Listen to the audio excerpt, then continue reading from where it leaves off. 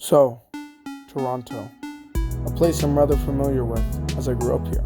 It has a bunch of stuff to do and tourist attractions, but I'm here to talk about something personal. Something I always loved growing up, and that thing is the parks. Good evening, dear viewers. My name is Anthony, and today I'll be ranking my top 10 Toronto parks. Before we do start, let me just say that this is my personal ranking, not a ranking of every single park in Toronto. These are parks that I have experience with or have gone to in my life and my opinions on them. So don't get mad if I don't mention some random remote park that you may like, as I'm rating the ones that I know. Now let us get started.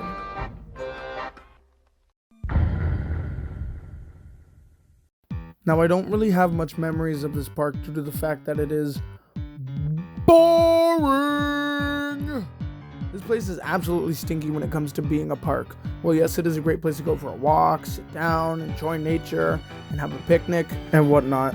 But it sucks as a park. It has its little play space area, and it's just another cookie cutter clone of every single play space structure that's in Toronto parks nowadays. Now, like I said, I don't really have many memories of this place, but from what I can see, it's alright and has a lot to do, I guess. But it's just not my personal cup of tea. Maybe if I went now, my mind would change, but most likely not.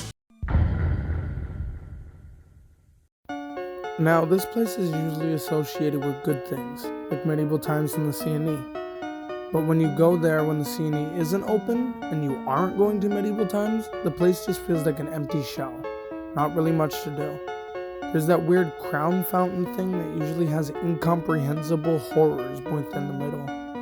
Stretching from dead animals, garbage, or maybe even a homeless man. Who knows? Now when the CNE is open, this place lights up, with a bunch of kids running around and playing and the splash pad being on, and it just becomes way better because they actually decide to clean the place up and it looks like an actual park when they do. But when you go during the colder seasons, this place looks more than depressing. You just get reminded that the CNE is still months away. Now with this park, it's one of the smallest on the list, and I'd be surprised if you even know it. But it is this small hidden away park on Melbourne Avenue, and it honestly slapped when I was younger. Because I grew up in this little building right here, we would end up frequenting this park if my mom didn't want to go on a big mission, since this park is literally across the street. And while its size and content is rather bland and not exciting, it has special charm for me, especially the swings. And when it was winter time, the entire park would be snow covered and the slide would always go hard. Another fun fact about this park is it's where I ended up finding my cat Grim. We had found her because I heard meowing from a garbage bag, in which we found a box with her and a litter of other kittens.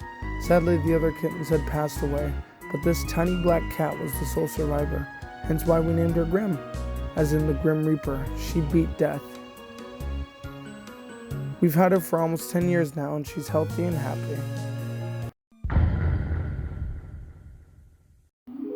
This is a park located on Fuller Avenue, and it's a park that my mom actually frequented growing up. And due to this, we also had went to it once in a while. And this park was actually really good back then when we went to it, as they had a way better playground set than whatever they added after. Like, look at that, dude. That sucks! Other than the unneeded change, the park actually has a wading pool, and it's honestly kind of nice. When I was younger, the shape fascinated me, and it was also freezing cold most of the time. But overall, the park is solid, with a basketball court and a swing set off in the back right.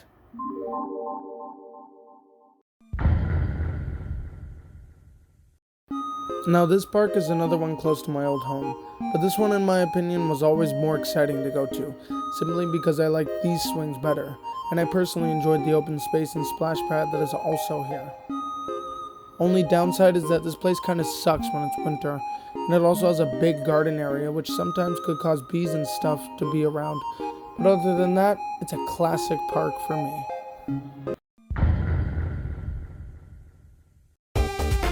This park right here is an absolute classic. I've had some of my best memories in this place as it was such a good park and it was so close to where I live. This place's playground set is actually really cool, with many options from the ring thingies that you climb through, to the spinny thingies, to the slide. This sandbox has got it all. And of course, it has the swings. It also has its own splash pad that always was great to go to. And the water fountains actually worked. This park would be higher if we didn't have such big hitters in these final few, but it is still very, very good. Once again, a park that is associated with nothing but good memories. This park has so much, with its play place, the wading pool, the small sandbox, the spider web thingy, the skate park, basketball court. This place is great, and a lot of the time we celebrate my cousin's birthday here. And every time it's always been fun. We have a barbecue and a bunch of family comes out. The wading pool's open and we just have a great time. And the people that skate here are actually really nice. Considering each time I've been there, it's kids coming and going near it or even messing around on the ramps.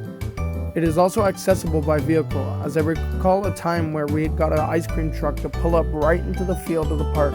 Lots of space, lots of fun, good park. I didn't actually know the name of this park, as I just call it the Sunnyside Park, but this park is and has always been amazing. Whether it's the absolutely giant swings, the dinosaurs, the wading pool, or just the beautiful view, this park has always been a family favorite since I was young. Definitely a spot worth checking out.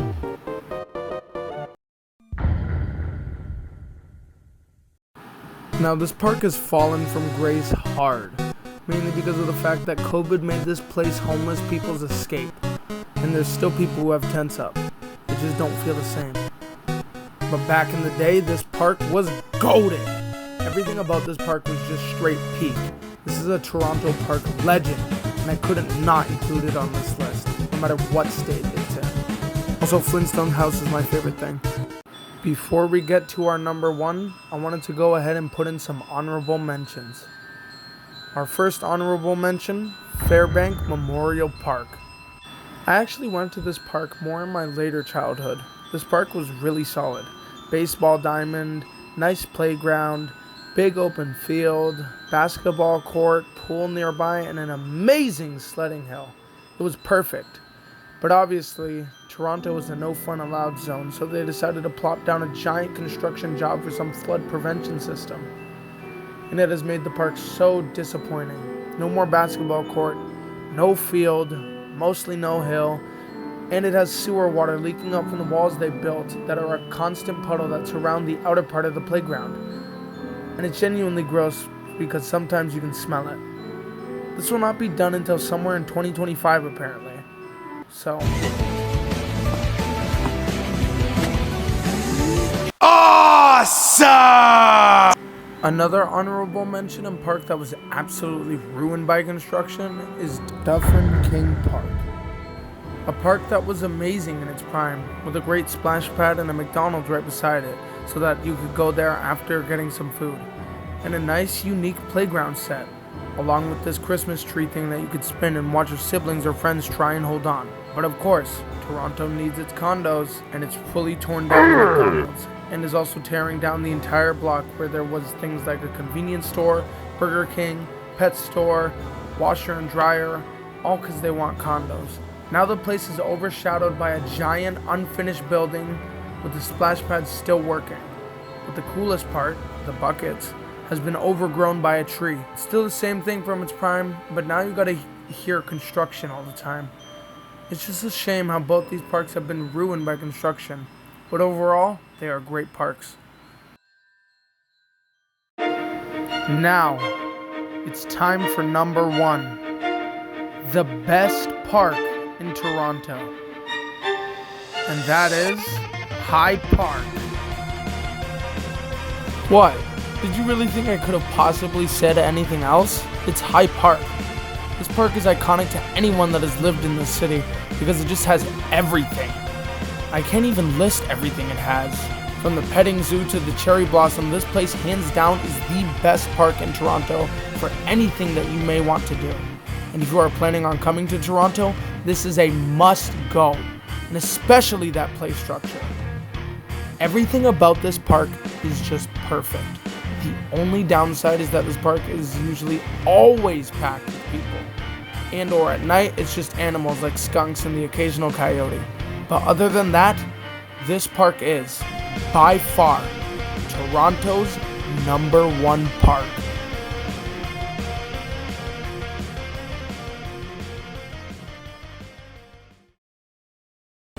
And now, dear viewers, I must say cheerio. Until next time. Gentle Video. See you next time.